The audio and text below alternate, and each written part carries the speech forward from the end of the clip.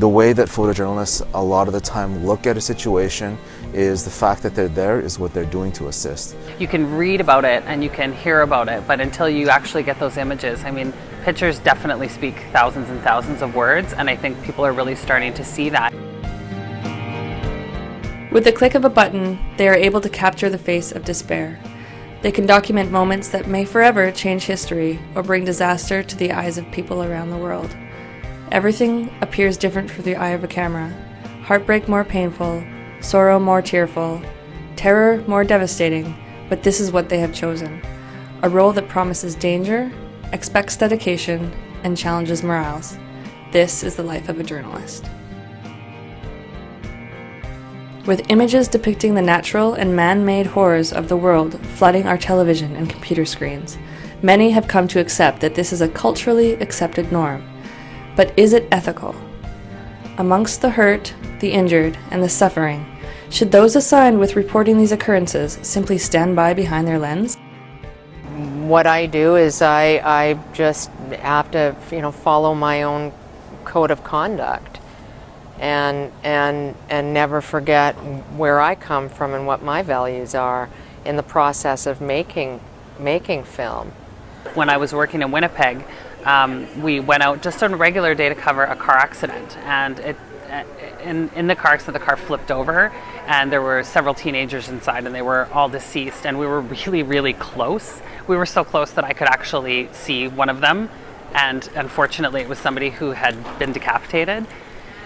And so we're filming at this really close angle. I mean, it's horrible. I mean, something I'll certainly never forget. And I did in that instance ask my camera guy to stop shooting, and we need to back up and find some other angle, and definitely don't use that footage, because you could see stuff that nobody ever really wants to see. And in that instance, it was a case of, it bleeds, it leads. Everybody wants the great shot, and they want the best shot, and they want the most sensational thing. But there's a time when you have to go, okay, you know what, I appreciate that, but I'm not comfortable with any of this, with using it or getting it. So that's when you really make the decision of, would I be okay if this went on air? No, not even close. So when I approach a situation, I'll try to be as sensitive as possible.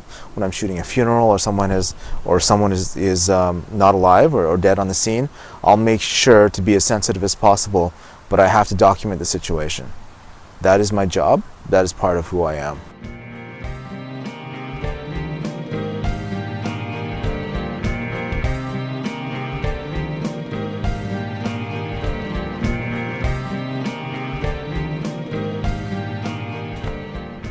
They say, if it bleeds, it leads. But sometimes getting to the bottom of those headlining stories comes at the cost of more than just the lives of civilians. It comes at the cost of the journalists that constantly risk their lives to bring the truths of poverty, war, and disaster to news desks back home.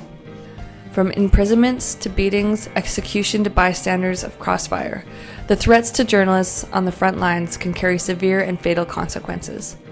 The media that comes out of a lot of countries is so completely controlled that it's completely false, right? So it's nice that we have people that want to do that, to bring us those stories, because otherwise we really don't know where we're coming from. We need to have, in my opinion, people that are willing to put their lives on the line for others so that everyone can see. I think I would prefer to put my life on the line so that people can see and understand what's happening around the world, than to not have people there and be blinded to what's going on. Fight, flight.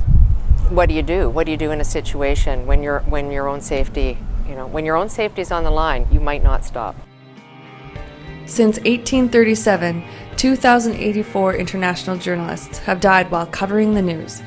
In 2010 alone, 59 journalists have been added to the list.